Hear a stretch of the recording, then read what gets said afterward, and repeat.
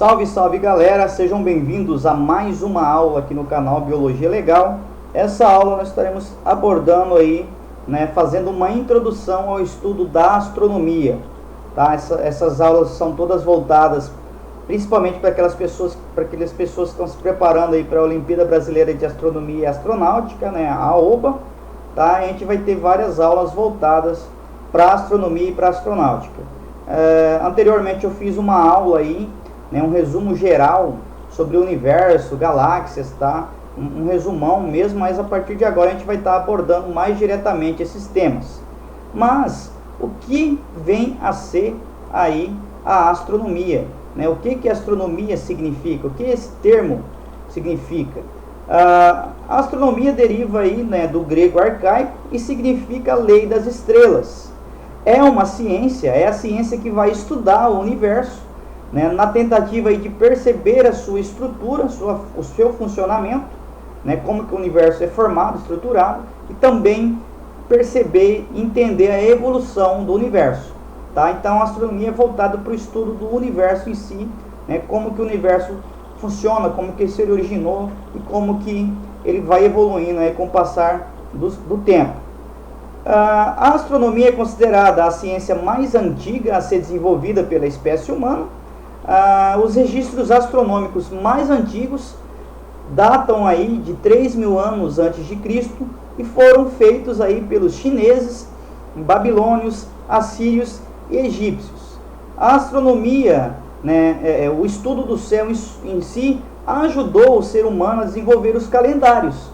E esses calendários são essenciais para a nossa espécie desenvolver suas atividades, como a caça, como a agricultura, a gente depende muito, de saber quando vai chover para fazer a plantação, para plantar, para colher, para fazer o planejamento da caça, até mesmo da pesca, fazer a navegação, por exemplo, os antigos não tinham GPS, não tinham bússola, eles usavam como marcadores aí nas suas viagens, nas suas navegações, as estrelas, tá? E se guiavam pelas essas estrelas, tá? Então auxiliou aí o ser humano, o estudo da astronomia, conhecimento da astronomia, das leis do universo, auxiliou o ser humano a desenvolver, a explorar, o nosso planeta em si.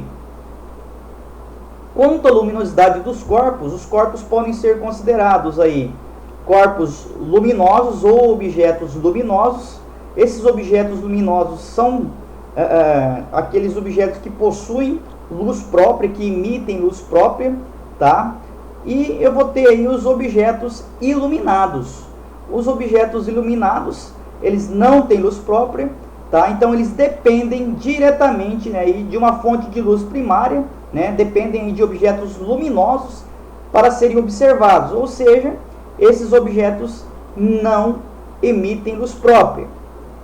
Como exemplo aqui de corpos luminosos, nós vamos ter aqui a lâmpada. Quando ela está acesa, ela é considerada um objeto luminoso. A vela, quando está acesa, aquele foguinho está emitindo luz, considerado um objeto luminoso. As estrelas todas vão ser aí, com exceção aí das anãs negras que não emitem luz, mas a maioria das estrelas vão emitir luz própria. E também aí os animais que fazem aquele processo chamado de bioluminescência, como o vagalume, alguns peixes abissais, que produzem luz própria. Então esses corpos aqui são considerados corpos luminosos. E os corpos iluminados vão ter como exemplo a Lua, os asteroides, os planetas, os cometas em geral. A lâmpada, que eu coloquei anteriormente também, a lâmpada quando está apagada, ela não é um ser luminoso, ela é um corpo sim iluminado, porque a gente vai estar enxergando essa lâmpada desligada aí quando não está acesa por causa da luz proveniente de um outro corpo luminoso. Os instrumentos de observação do céu, durante muito tempo, o principal instrumento de observação do céu foi o próprio olho humano, Foi o primeiro instrumento aí usado pelos antigos para estudar o universo, para estudar o céu. Só depois de muito tempo que foi surgir os telescópios. Então, em 1608, o neerlandês Lippershey inventou um instrumento chamado de telescópio. Só que o fim desse telescópio inventado aí em 1608 era para fins militares, para ver onde estava o inimigo, para planejar, né, os seus ataques militares aí. Aqui tem a imagem de um desses primeiros telescópios, né? Na verdade é o que nós chamamos de luneta, vamos dizer assim, tá? E mais tarde, né, em 1609, Galileu, né, Galileu mais tarde aperfeiçoou esse instrumento e descobriu aí uma nova utilidade aí para o telescópio. A utilidade desse telescópio deixou de ter fins puramente militares e passou a ser um objeto de trabalho, né, usado pelos astrônomos aí para observar os astros, os corpos celestes, né? Então aqui está Galileu e ele aperfeiçoou aí o telescópio para olhar para as estrelas, para os planetas, para estudar o universo em si. Vamos falar um pouquinho sobre ano-luz. O que vem a ser ano-luz, né? Mas antes, tem um texto aqui falando assim, ó, quando uma tempestade se aproxima e há relâmpagos, primeiramente vemos aí a luz do raio, né? E só depois de algum tempo, depois de alguns segundos, nós vamos ouvir aí o som do trovão. Mas por que será que esses dois fenômenos aí, mesmo ocorrendo no mesmo instante, a gente só percebe eles em tempos diferentes? Isso acontece, né, porque a velocidade do som, ela percorre aí aqui no espaço a uma velocidade de 340 metros por segundo, né? Então em um segundo o som vai percorrer 340 metros, enquanto a velocidade da luz é de 300 milhões de metros por segundo. Então ela vai viajar 300 mil quilômetros, né? Então ela viaja a uma velocidade muito maior do que a velocidade do som. Daí porque que nós vamos ver a luz primeiro, ver o relâmpago primeiro e só depois a gente vai ouvir o som do trovão, porque a luz viaja mais rápido do que o som aí no nosso espaço. Então, portanto, a velocidade da luz é muito maior do que a velocidade do som. Por isso nós percebemos primeiro a luz e depois, né, o som aí do relâmpago. Então, um ano-luz vem a ser a distância aí que a luz percorre em um ano no vácuo. Um ano-luz equivale aí a aproximadamente 10 trilhões de quilômetros. Então, em um ano, a luz percorre 10 trilhões de quilômetros aproximadamente. Vamos falar um pouco sobre as estrelas, né? A maioria dos pontos luminosos que a gente enxerga no céu à noite são estrelas, mas nem todas, né? Alguns desses pontos que brilham aí no céu à noite vão ser planetas mesmo, algumas galáxias que se confundem com estrelas que estão tão longe que vão ficar como pontinhos luminosos. A gente consegue ver também satélites, né, artificiais e o satélite natural do planeta Terra, a Lua, e também alguns satélites naturais de outros planetas, né, se confundem com estrelas. As estrelas são bolas de gás formadas aí basicamente pela queima dos gases hidrogênio e hélio aí em uma temperatura muito alta. Vai ocorrer aí a fusão nuclear. Essas estrelas nascem, crescem e morrem, né? E sua idade vai ser determinada aí pela sua cor. Quanto mais próxima da cor vermelha, mais velha vai estar aí uma estrela. O seu brilho depende também da quantidade de luz que ela consegue emitir, né? E é por meio desse brilho aí que as estrelas emitem que os astrônomos conseguem calcular a distância que se encontram essas estrelas aí do nosso planeta. Quando vemos aí uma estrela brilhar no céu, nós podemos estar diante de algo que não existe mais, tá? As estrelas, as cores das estrelas podem determinar também a temperatura da superfície das estrelas. Então, eu vendo a cor de uma estrela, eu consigo saber a temperatura que está a superfície daquela estrela, tá? As que têm a cor amarela vão ter aproximadamente aí 6.000 graus Celsius, uma média da temperatura da superfície. É o caso do nosso Sol. As avermelhadas têm aproximadamente 3.000 graus Celsius. A branca ou azul aproximadamente 10.000 graus Celsius de temperatura na superfície. Aqui eu tenho mais fotos de estrelas, né? Aqui eu tenho a comparação de algumas estrelas, né? Como por exemplo, o nosso Sol, né? Eu vou ter o Sol aqui, eu vou ter aqui Antares, Aldebaran, Rigel, Betelgeuse, que são estrelas muito maiores aí do que o nosso Sol. O nosso Sol a gente praticamente nem enxerga, seria aí um pixel da tela, né? Em relação a essas estrelas aqui, fazendo a comparação de massa. Aqui eu tenho mais outras, né, estrelas, né, mostrando também a comparação de massa entre elas. Vamos falar um pouquinho sobre galáxias. O que são galáxias? Galáxias nada mais são do que conjunto de estrelas e de outros elementos astronômicos aí, como por exemplo nebulosas, gases e poeiras que vão estar aí formando as galáxias. Os planetas também vão estar formando as galáxias, né? As galáxias vão se organizar em grupos chamados de aglomerados e podem apresentar aí geralmente 3 tipos de formas. Com relação à forma, né, eu posso ter galáxias elípticas, galáxias em espiral e galáxias em irregular. Aqui eu tenho uma foto, uma imagem aí de uma galáxia em espiral, semelhante à nossa galáxia, a Via Láctea é espiralada. Aqui eu tenho uma galáxia elíptica, meio arredondada, e aqui eu tenho uma galáxia totalmente irregular, né, sem uma forma correta, amorfa, né? Então nós chamamos essas galáxias aqui de galáxias irregulares.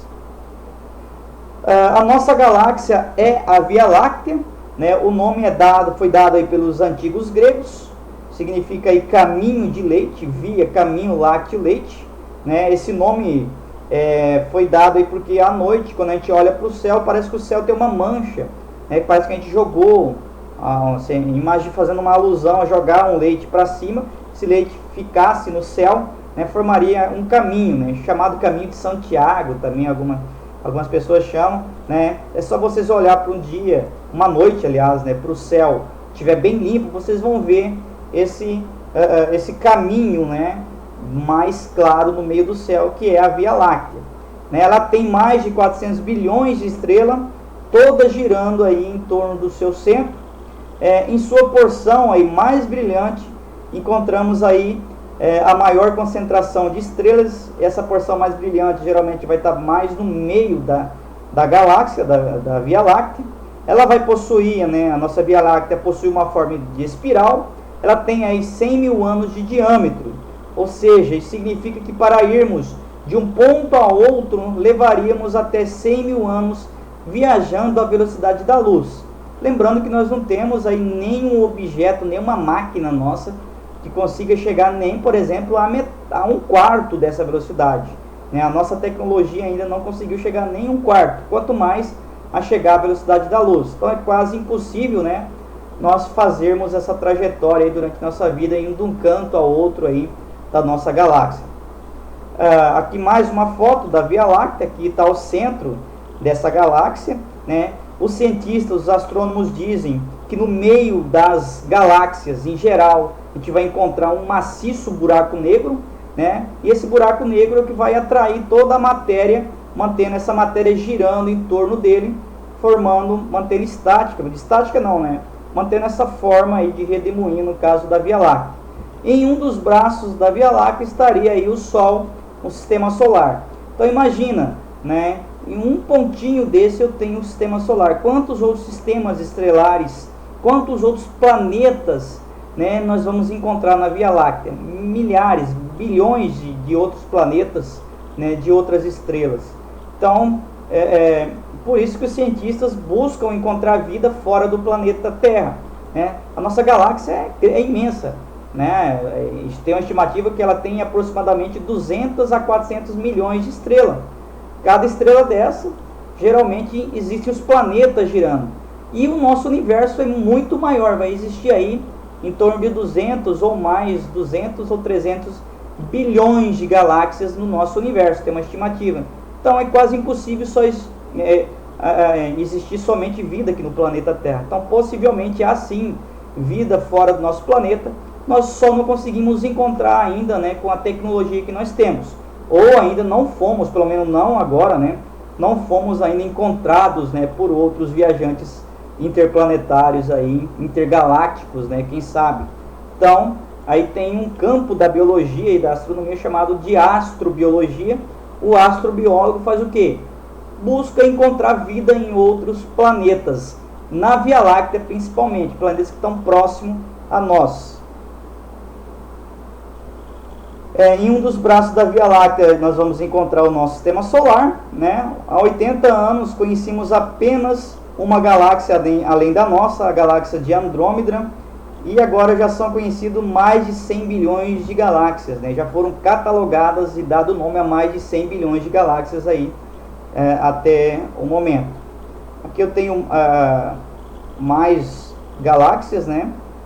Foto, imagens de galáxias. Agora vamos falar um pouquinho sobre as constelações.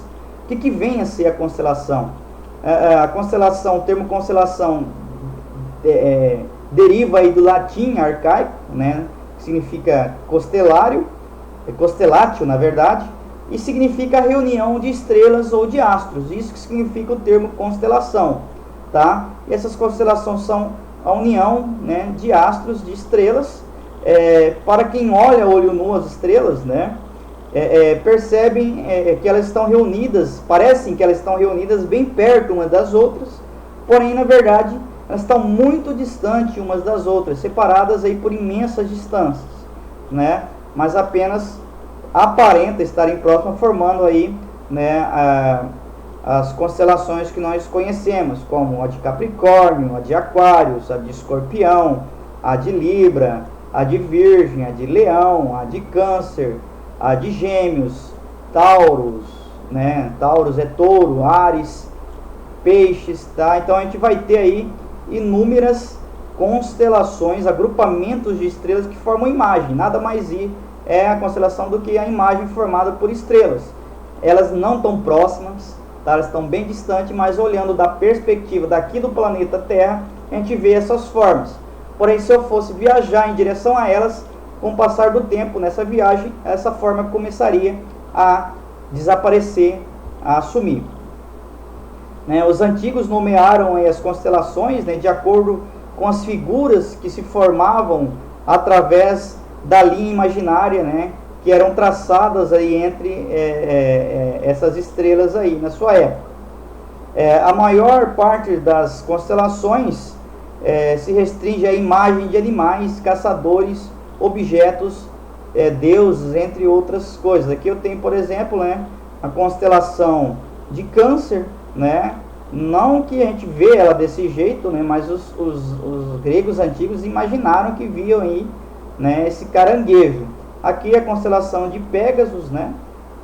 As estrelas, os gregos imaginavam que viam a figura de um cavalo alado aí voando, né, com a formação dessas estrelas, essas constelações.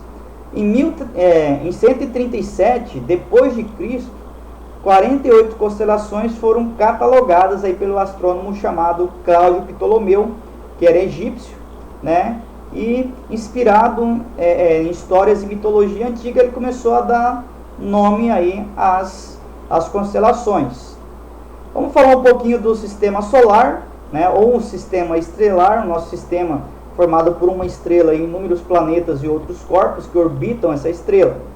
O Sol possivelmente se originou a partir da explosão de uma outra estrela supermassiva numa supernova. Essa supernova deixou aí no espaço uma nuvem de gás e poeira.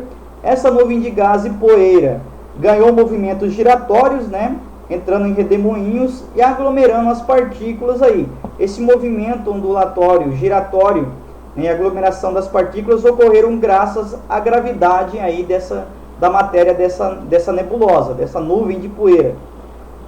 No centro desse disco, né, estava aí aproximadamente 500 mil graus Celsius de temperatura, né, e depois, com o passar do tempo, né, ocorreu a formação do sistema solar, onde no centro vai estar a nossa estrela, o Sol, e orbitando a ele os demais corpos, como planetas, cometas, asteroides, né, entre outros.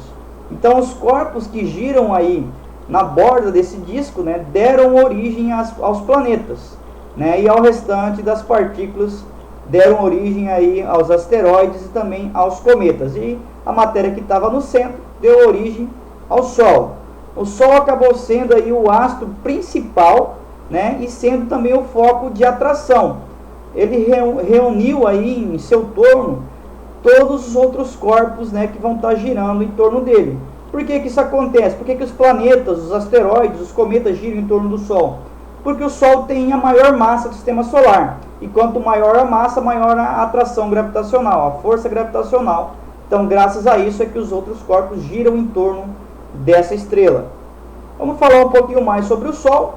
No universo, né, comparando aí algumas estrelas ou outros sóis, né, o nosso Sol, a nossa estrela, é considerada uma estrela adolescente, de tamanho médio. Tá? A distância entre a Terra e o Sol é de 150 milhões de quilômetros, embora seja a estrela mais próxima do planeta Terra. Essa distância aí é que permite uma temperatura suportável para os seres vivos, né? Então, justamente, o planeta Terra está numa área chamada de área habitável. Essa área é chamada de habitável porque ela não é nem muito quente, né, o que impossibilitaria de ter água aí no estado líquido, estaria aí toda no estado gasoso, né?